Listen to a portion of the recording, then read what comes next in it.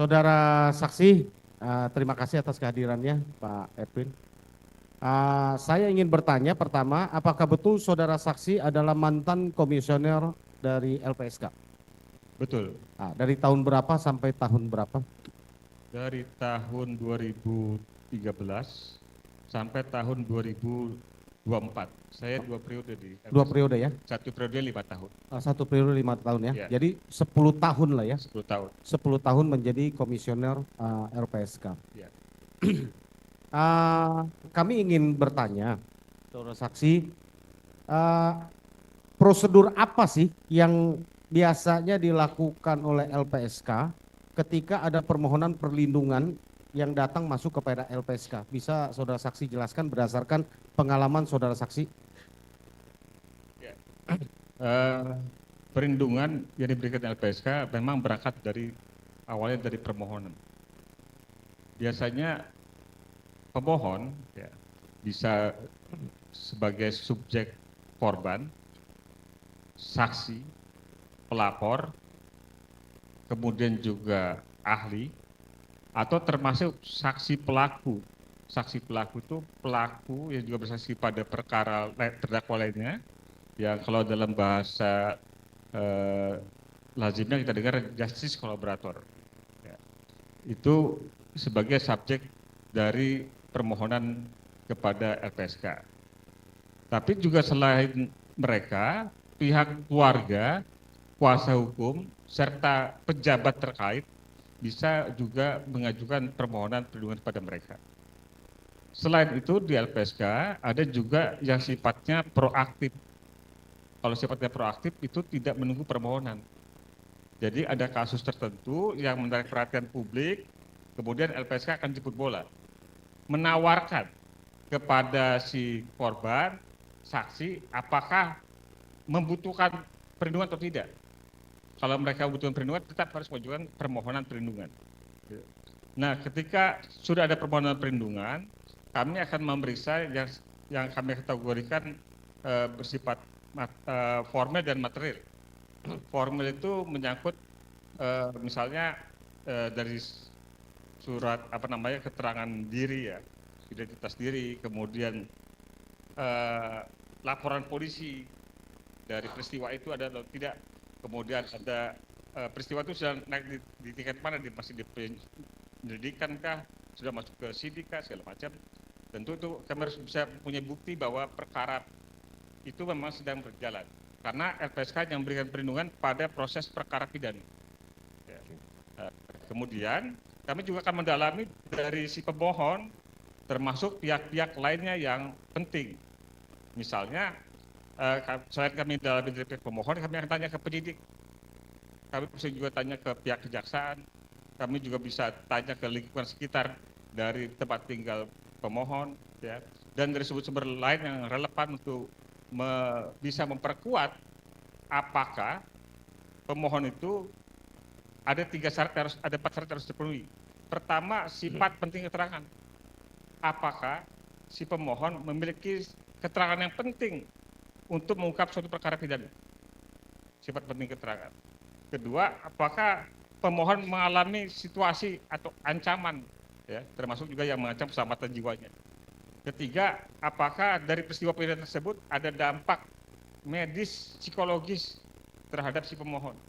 Nah, kalau ini kami bekerjasama dengan dokter dan juga psikolog atau psikiater untuk mendalami apakah dari peristiwa pidana tersebut korbannya mengalami situasi medis psikologis yang perlu mendapatkan penanganan. Yang terakhir yang kami akan dalami adalah apakah si pemohon ini mempunyai rekam jejak tindak pidana sebelumnya. Rekam jejak apa maksudnya? Rekam jejak tindak pidana sebelumnya. Tindak pidana? Ya. Oke. Ya, oke. Jadi itu 4 hal itu yang akan dinilai oleh LPSK. Kalau itu informasi sudah terhimpun, maka akan dibawa ke dalam sidang Mahkamah Pimpinan LPSK. Ya, 7 pimpinan LPSK akan memutuskan menerima atau menolak permohonan tersebut. Demikian. Oke. Untuk syarat satu permohonan untuk ditolak atau diterima, apa kira-kira yang menurut pengalaman saudara saksi selama di LPSK? Ya, yang paling utama kalau dalam konteks perkara pidana yang sedang berjalan adalah sifat penting keterangan. Artinya si pemohon ini memang harus punya keterangan yang penting untuk mengungkap suatu perkara. Pemohon ini harus adalah pemohon yang dinilai oleh LPSK adalah pemohon yang jujur. Ya. Kejujuran dan konsistensi keterangannya itu bisa kita uji, bisa baik ketika petugas LPSK melakukan wawancara, baik ketika kami konfirmasi dengan pihak-pihak lainnya, maupun kami uji juga dengan ahli. Ya. Kami uji dengan ahli itu dengan psikolog misalnya. Jadi kami juga buat beberapa barrier untuk memastikan keterangan si pemohon ini adalah benar. Nah, tidak tentu juga kadang-kala keterangan antara pemohon dengan pihak lainnya itu berbeda. Karena pihak lainnya bisa saja membantah keterangan pemohon. Tetapi kami juga dalam posisi yang harus meyakini keterangan mana yang benar. Gitu.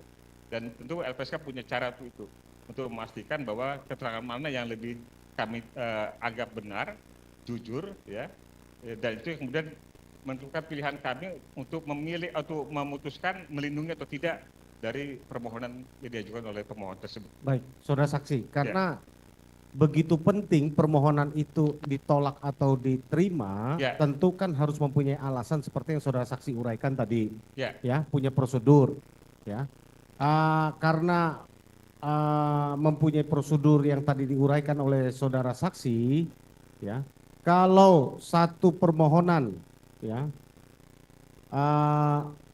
setelah ditelaah dibawa ke pimpinan, ada nggak tim verifikasi lain untuk atau seberapa akurat hasil verifikasi atau hasil bukan penyidikan, ya, hasil investigasi atau hasil telaan, seberapa kuat assessment yang dilakukan oleh LPSK terhadap proposal permohonan perlindungan tersebut?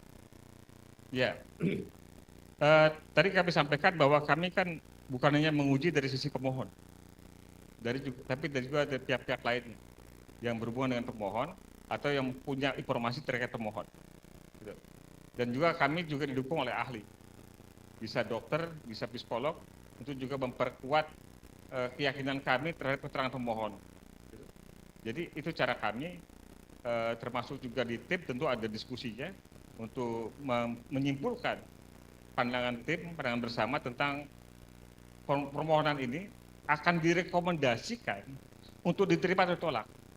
Jadi sebenarnya ketika permohonan itu dibawa kepada sidang Mahkamah Pimpinan LPSK, itu udah setengah jadi karena yang menyampaikan itu dalam sidang Mahkamah Pimpinan LPSK adalah tenaga ahli. Tenaga ahli dalam sidang Mahkamah Pimpinan LPSK itu akan menyampaikan rekomendasi untuk menerima, rekomendasi untuk menolak. Ya, oke, jadi semacam gelar, ya, semacam gelar perkara, ya. Berapa kali dilakukan itu untuk menerima atau menolak satu perkara atau satu permohonan? Berapa kali gelar dilakukan? Sebagian cukup sekali, tapi dalam beberapa hal bisa lebih dari satu kali, karena memang ada pandangan dari pimpinan yang masih meminta untuk hal-hal tertentu didalami lagi, diuji lagi keterangan. Saya ingin masuk ke rilis LPSK tanggal 22 Juli 2024. Iya. Saudara saksi masih di LPSK tanggal itu? 22 Juli 2024? Sudah tidak. Sudah tidak, ya? Iya. Saudara saksi pernah tahu ada rilis yang disampaikan oleh LPSK tanggal itu? Terkait peristiwa perkara kematian Vina dan Eki di Cirebon? Iya. Isi rilisnya? Saya bacakan, ya, karena ini di YouTube channel ini sudah terbuka di media massa. Ini kami dapatkan ini dari website dari LPSK resmi. Jadi ini adalah press release resmi dari LPSK. Siapapun bisa mengakses ini, majelis yang mulia. Saya bacakan, ya. Saya bacakan, kami mau minta pendapat dari ahli. Terkait dengan press release perlindungan LPSK dalam perkara kematian Vina dan Eki di Cirebon. 1. Lembaga Perlindungan Saksi dan Korban LPSK sejak 21 Mei 2024 melakukan tindakan proaktif dengan melakukan penjangkauan dan penelaan dalam perkara kematian Vina dan Eki di Cirebon. Hingga saat ini terdapat 15 permohonan perlindungan yang berasal dari keluarga korban, saksi, dan warga. Press release yang kedua, LPSK telah melakukan penelahan sebagai berikut. 1. Sifat pentingnya keterangan saksi dan atau korban. 2. Tingkat ancaman yang membahayakan saksi dan atau korban. 3. Hasil analisa tim medis atau psikologi terhadap saksi dan atau korban. 4. Rekam jejak tindak pidana yang pernah dilakukan oleh saksi dan korban. Penelaan dengan serangkaian kegiatan tersebut meliputi meminta dan menelaah keterangan melalui wawancara kepada keluarga korban, para terpidana, saksi-saksi, masyarakat, dan pihak lain. B. Melakukan pendalaman dan penghimpunan informasi dari Polda Jabar dan Polres Kota Cirebon dan Irwasum Mabespori. C. Koordinasi dengan Kanwil Kemenkumham Jawa Barat, Lapas Jelekong Bandung, Rutan Kelas 1 Bandung, UPTD PPA Provinsi Jawa Barat. D. Menelaah dokumen antara lain salinan putusan, BAP, dokumen lain yang terkait untuk mendapatkan kebenaran atas permohonan. 3. LPSK telah memutuskan permohonan perlindungan dalam sidang Mahkamah Pimpinan LPSK SMPL tanggal 17 dan 22 Juli sebagai berikut.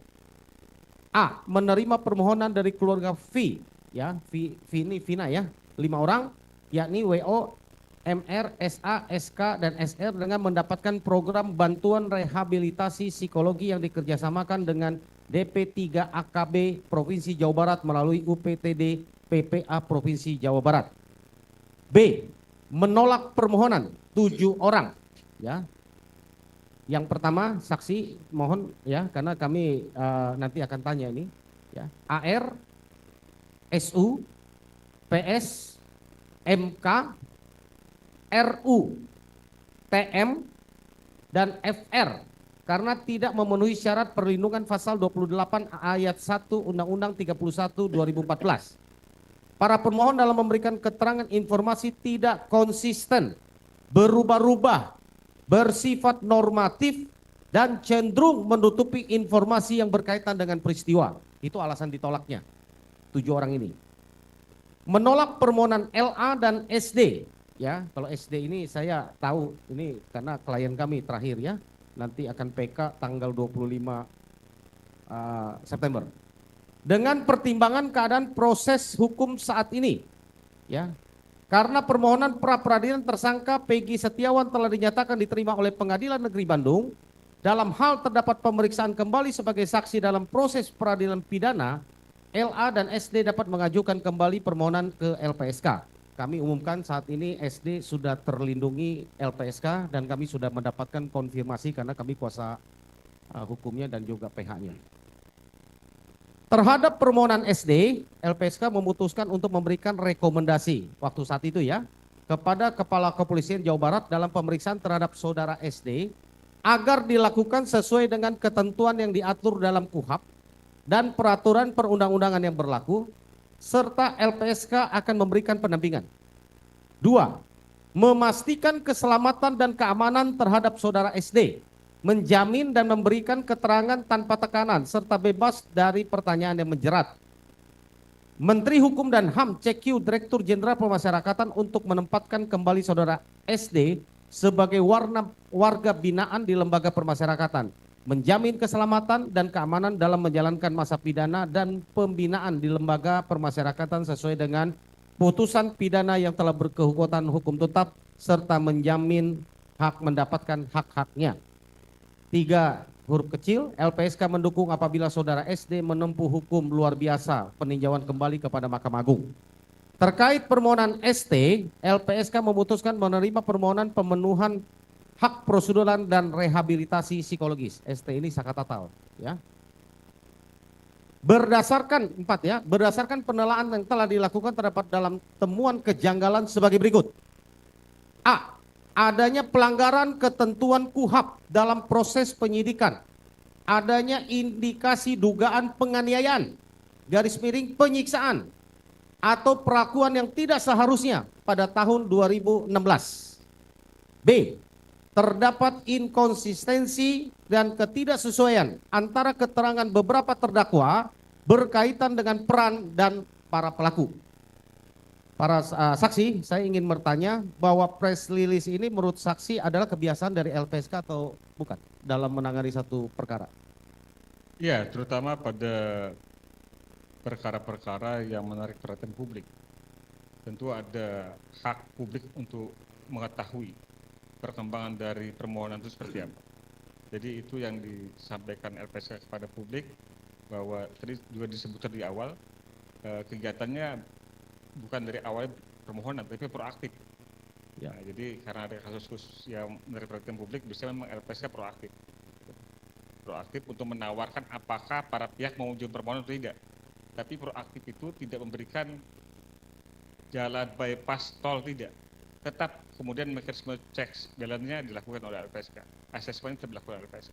Seberapa kuat rekomendasi LPSK ini mengikat kepada lembaga yang disebutkan tadi dalam press release tadi?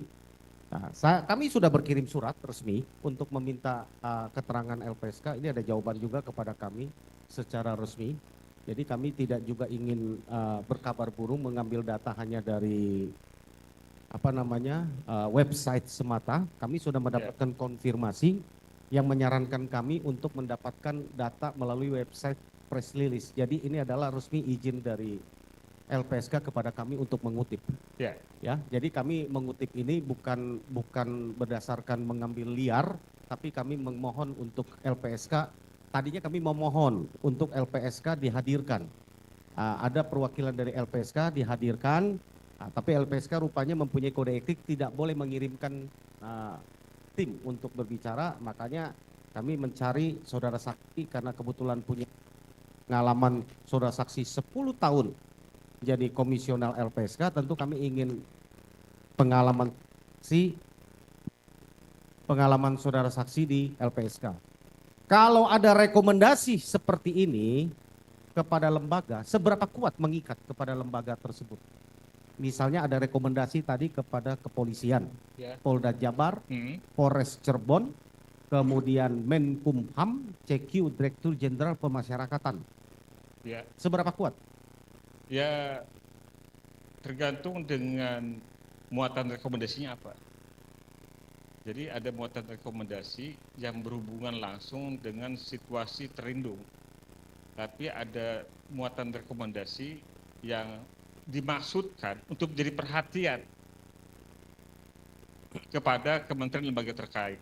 Gitu.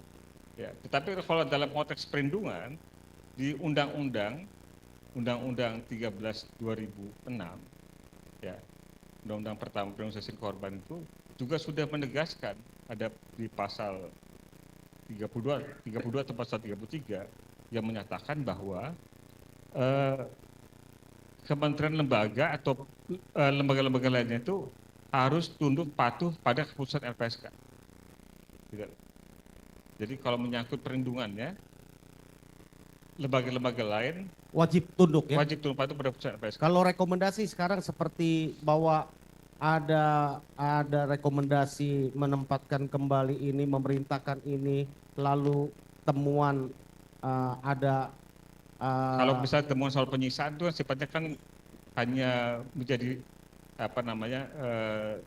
salah satu upaya untuk mengingatkan kepada instansi yang lain, ya, untuk melakukan evaluasi, untuk melakukan monitoring, untuk melakukan penindakan bila perlu, bahwa temuan itu ditemukan dalam penelaahan yang dilakukan oleh LPSK. Kalau lembaga LPSK itu kalau di dalam tingkat di pemerintah setingkat apa sih? Komisi atau setingkat menteri atau setingkat apa levelnya? Lembaga apa? Saudara saksi bisa jelaskan? Ya, kami auxiliary body ya, yang sebenarnya lembaga pelengkap, sebagaimana juga misalnya Komnas HAM, kemudian juga KPK, itu kami levelnya sama. Komnas HAM, KPK, Komisi Yudisial, kemudian Ombudsman, ya. Jadi organ-organ pelengkap di negara. Gitu. Kalau ada terdapat rekomendasi dan temuan seperti dalam dua hal tadi ya, adanya pelanggaran ketentuan KUHAP dalam proses penyidikan adanya indikasi dugaan penganiayaan, penyiksaan dan pelakuan yang tidak seharusnya pada tahun 2016. Ya. Ini kan rekomendasinya temuannya cukup signifikan menurut kami dan sesuai dengan fakta yang ada di dalam persidangan yang kebetulan sedang menangani peristiwa peninjauan kembali Vina dan Eki. Seberapa dapat dipercaya hasil maksudnya seberapa dapat dipertanggungjawabkan hasil rekomendasi ini karena ini tersebar ke publik ya.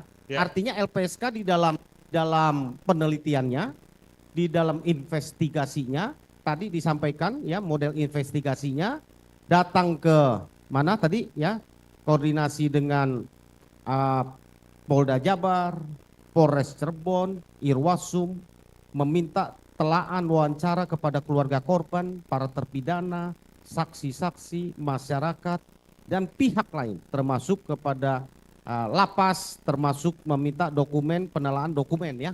Jadi artinya menurut saya ini sudah lengkap sebenarnya. Sehingga penelaahan itu timbul kepada satu kesimpulan ada dugaan pelanggaran ketentuan KUHAP dalam proses penyidikan. Adanya dugaan intimidasi, penganiayaan, penyiksaan. Pelakuan yang tidak seharusnya pada tahun 2016. Menurut saksi bagaimana pendapat saudara saksi yang 10 tahun ada di LPSK terhadap rekomendasi ini? Ya itu biasa. Itu temuan-temuan seperti itu memang kadang-kala LPSK sampaikan. Ya. Jadi memang kami bukan dalam posisi sebagai penegak hukum. Kami supporting dari penegakan hukum, tetapi di sisi lain juga LPSK bukan juru stempel dari penegak hukum. Jadi artinya misalnya pengacara ngaju permohonan kami harus setujui enggak. Misalnya polisi yang ngaju permohonan atau siapapun ngaju permohonan kami wajib menyetujui melindungi tidak. Tetap kami harus melakukan asesmen, harus melakukan pemeriksaan yang objektif dan ketat untuk memastikan bahwa perlindungan kami berikan tepat. Gitu. Bisa saja perlindungan LPSK berikan kemudian juga ternyata ada kekeliruan. Kalau itu terjadi maka juga LPSK punya hak untuk mencabut perlindungan tersebut. Bahwa ada pemberian keterangan yang dengan itikat tidak baik. Ya, itu juga bisa jadi alasan untuk menghentikan perlindungan. Tetapi pemberian keterangan yang tidak jujur dengan itikat tidak baik juga menjadi dasar untuk tidak diterimanya permohonan. Ya. Jadi sekali lagi saya mau tekankan menurut saudara saksi bahwa ini dapat dipertanggungjawabkan ya, bahwa press release LPSK ini ya. Artinya lewat penelaahan, lewat prosedur, bukan berdasarkan kesimpulan yang secara ya. Ya tentu karena LPSK kan diberikan kewenangan berdasarkan undang-undang.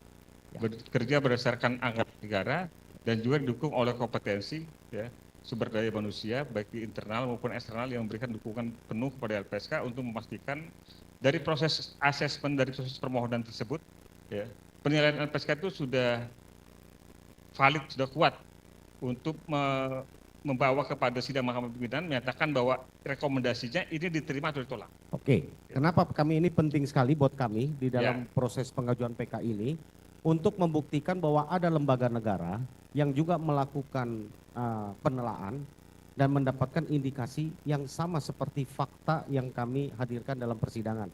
Ini supaya bisa tercatat bahwa ini karena berdasarkan satu lagi yang kami tanyakan tentang press release, ada 7 orang inisial tadi yang ditolak ya. Ada AR, SU, PS, MK, RU, TM, FR ya. Tidak memenuhi syarat perlindungan, alasannya memberikan keterangan informasi tidak konsisten, berubah-ubah, bersifat normatif, cenderung menutupi informasi yang berkaitan dengan peristiwa. Menurut saudara apa artinya itu? Ya, artinya tidak jujur. Artinya tidak jujur. Tidak jujur. Keterangannya tidak dapat tidak dipercaya oleh LPSK, ya. Karena saudara bisa sebutkan yang sepengetahuan saudara AR itu siapa tahu, SU siapa, PS, MK, RU. Saya harus minta izin dari Ketua Majelis Hakim karena ini diinisialkan oleh LPSK.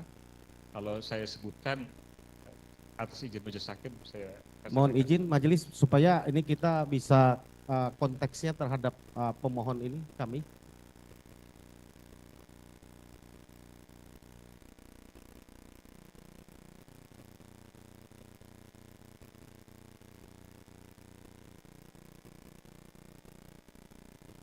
Ya, inisial.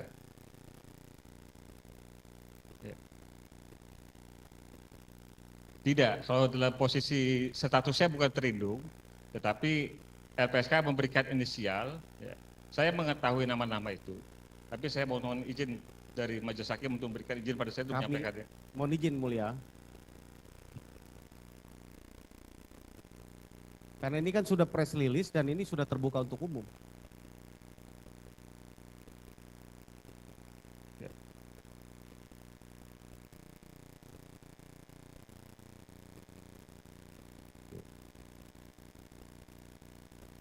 Oke. Ya. Ya, terpaksa kami tidak bisa buka ya, karena ini kuncinya sebenarnya. Ya, kami ingin tanya bahwa 7 orang ini ditolak, kami tahu sebenarnya nama-nama ini siapa yang memohonkan dari pihak sebelah sana, ya, yang selama ini ya apa namanya mengatakan yang peristiwa ini sungguh terjadi, ya. Nah, kenapa ditolak? Intinya tadi keterangan kesimpulan dari LPSK adalah informasinya diduga tadi keterangan saksi ya berbohong dan Ya. tidak dapat dipertanggungjawabkan, begitu ya? Ya. Berubah-ubah, inkonsistensi, itu sebab tolak ya. Nah, sebagaimana kita tahu bahwa ternyata di dalam semua terpidana pemohon 7-7-nya termasuk SD tadi ya, Sudirman. Ya. Nah, hari ini kami sudah mengirimkan, bukan hari ini, kami sudah mengirimkan permohonan dari 3 bulan lalu dan dari beberapa minggu lalu kami sudah mendapatkan konfirmasi bahwa mereka semua sudah dalam perlindungan LPSK. Itu sebabnya hari ini mereka di dalam perlindungan LPSK ketika menghadiri persidangan dikawal atau dijaga oleh LPSK. Ya. Apa artinya? Apakah artinya keterangan mereka itu yang diberikan dalam kesaksian itu mengandung kebenaran dan konsistensi dibanding dengan yang ditolak tadi, saudara saksi? Tentu maknanya seperti itu. Maknanya seperti Betul, itu ya? maknanya seperti itu. Jadi sekalipun mereka berstatus sebagai terpidana, tetapi hasil pendalaman, penelaahan, cross check yang dilakukan oleh LPSK bahwa keterangan yang mereka sampaikan adalah benar. Gitu. Status hukumnya terpidana. Tetapi sebenarnya dimaknai oleh LPSK mungkin bukan dalam konteks subjektif formalnya dia terpidana. Tetapi keterangan dia tentang peristiwa, tentang apa yang mereka alami itu benar, ya, dalam posisi mereka seperti itu. Yang bisa saja dalam tanda kutip LPSK sebenarnya menyatakan mereka sebagai korban, dalam tanda kutip. Tadi saya sampaikan bahwa status hukumnya terpidana. Tetapi dari keterangan mereka yang LPSK yakini benar, dalam tanda kutip sebenarnya LPSK menyatakan mereka sebagai korban. Oke, jadi kami ingin mengkonfirmasi menurut keterangan ahli, penglihatan ahli selaku mantan komisioner, bahwa keterangan pemohon dalam hal ini para pemohon ya, Ya. 7 orang yang di dalam perlindungan LPSK, keterangannya menurut LPSK dapat dipercaya dan tidak konsisten lah ya, tidak inkonsisten seperti yang tadi yang ditolak gitu ya, Betul. tidak berubah-ubah dan dapat dipercaya. Kan Dapat dipercaya. artinya kebalikan dari situ kan gitu. Iya betul. Itu kan? Betul. Nah, itu cukup yang mulia. Kemudian kami mau mengalih kepada soal ekstraksi. Ya. Ini ada sisa 10 menit ya sebelum kita ini. Saya mau sampaikan kepada ahli, apa betul saudara saksi. Ya, saudara saksi pernah dengar nama Mega dan Widih? Iya, Pernah ya? pernah. Apa yang saudara saksi dengar? Ya, saya mendengar Mega dan Widi dalam 2 kesempatan. Pertama tentu ada tayangan di sosial media di YouTube, wawancara mereka dengan Reza dan Iksan kalau nggak salah ya.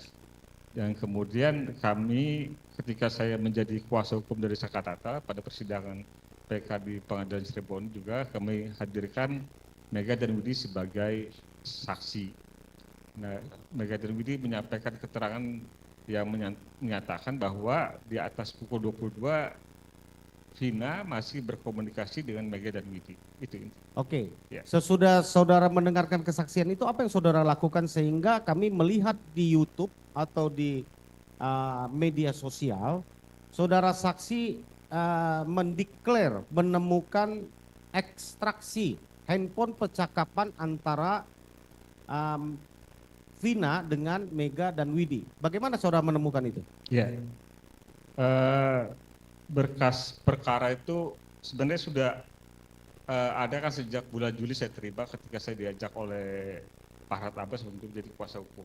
Ya, dan saya sudah melihat dari halaman pertama sampai dengan halaman terakhir, termasuk saya sudah melihat ada ekstraksi data.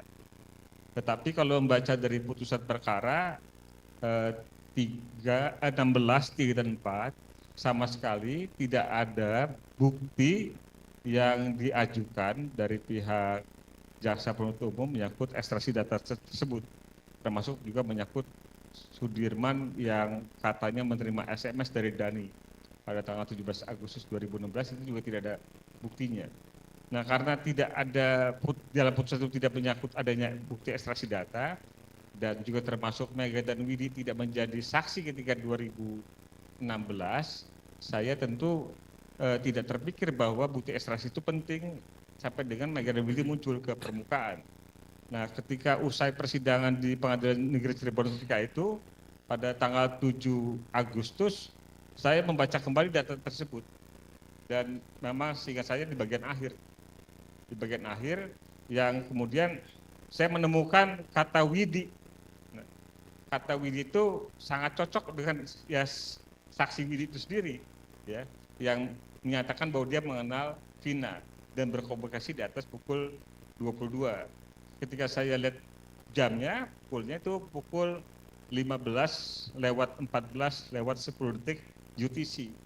Nah, ketika saya dalami UTC itu ternyata adalah Universal Time Coordinate, artinya waktu internasional, yang kalau dia di waktu Indonesia kan, waktu Indonesia bagian barat, itu ditambah 7 jam. Ya.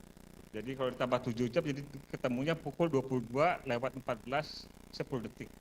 Nah, itu ada kirim pesan dari Vina kepada Widi yang pada substansinya mengajak Widi keluar rumah. Kalau Widi mau nanti akan dijemput. Gitu. Saudara saksi, Ya. saya hanya ingin mengkonfirm ya tentang ekstraksi yang dimaksud tersebut adalah ada di berkas yang ini ya. Betul. Persis sama ya yang didapatkan ya.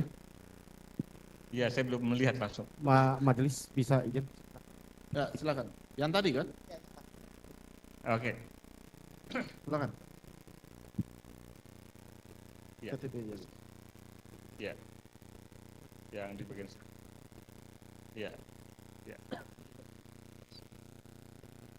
Ya. Iya, betul.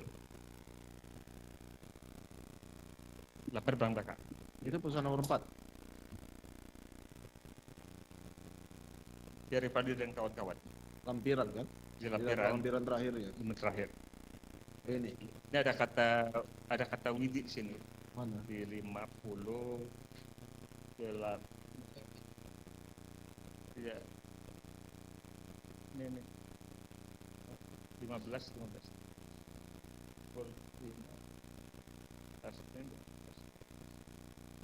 Ya.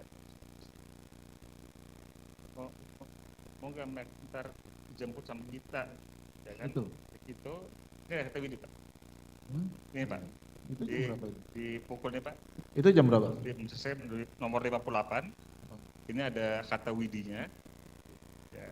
Di sebelumnya ada kata yang diceritakan oleh Mega dan Widi bahwa Vina berkirim pesan yang mengajak Widi keluar rumah. Tambah 7 jam. Ya. 15 tambah 7 22. 22. Lewat. 14. Lewat 10 detik. Ada pertanyaan dari termohon terkait ini? Cukup ya? Ya, makasih Pak. Silakan kembali duduk. Oke, saudara ahli. Jadi betul ya bahwa ini sama saudara saksi ya, bahwa ini berkas yang sama ya. Iya, berkasnya sama. Berkas yang sama. Ini UTC dan saya sekalian sampaikan bahwa itu adalah waktu UTC yang termuat di sini juga ya. Nanti kita akan hadirkan. Saya mau tanya berkaitan dengan penemuan ini, apakah saudara ahli mendapatkan cover juga yang saksi mendapatkan cover yang sama dari berkas ini? Ya. Yang tadi ya, yang tadi sudah dilihat ya. Ya. Yang Rivaldi dan kawan-kawan. Ya, yang ditujukan kepada Kepala Kejaksaan Tinggi Jawa Barat. dalam tanggal 30 November ya 30 November 2016 ya, 2016. sama ya. sama. Karena bundel yang kami dapat ini adalah bundel P19. Iya betul, Sama, sama, sama ya. sama. Saudara saksi adalah dari kuasa hukum Sakatatal juga kan? Iya, Jadi mendapatkan berkas yang sama. iya. Saya bisa sampaikan serahkan asal usulnya. Boleh, silakan. Iya. Jadi saya mendapatkannya dari saudara Parat Abbas. Saudara Parat Abbas dapatnya dari saudara Titin, Bu Titin, kuasa hukum dari Sakatatal dan Sudirman pada 2016-2017 lalu. Bu Titin mendapatkannya berdasarkan penyampaian Bu Titin pada saya, dia mendapatkannya dari Panitera Pengadilan Negeri Cirebon.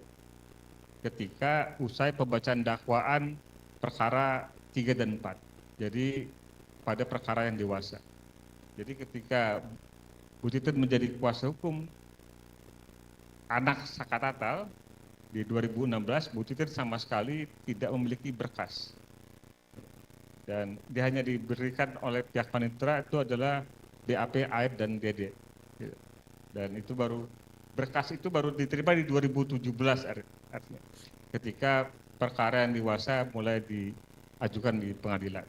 Oke, majelis yang mulia, kami mau untuk dicatatkan di fakta persidangan bahwa hal yang sama kami terima, ini berkas yang kami terima adalah berkas P19, artinya yang belum lengkap, belum P21.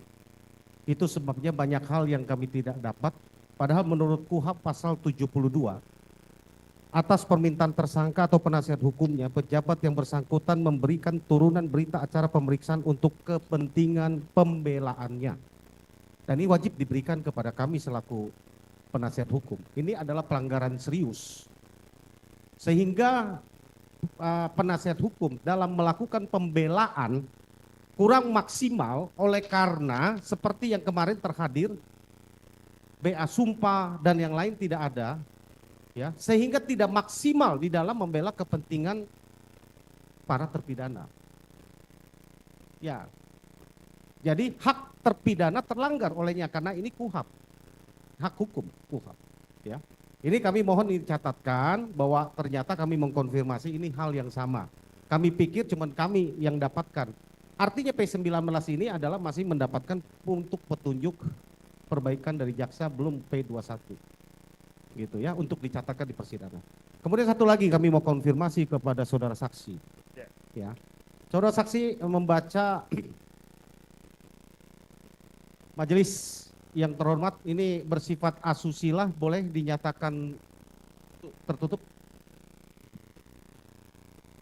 Baik, karena ini menyangkut asusila, ya, mohon kepada yang lainnya sidang untuk dinyatakan tertutup untuk umum.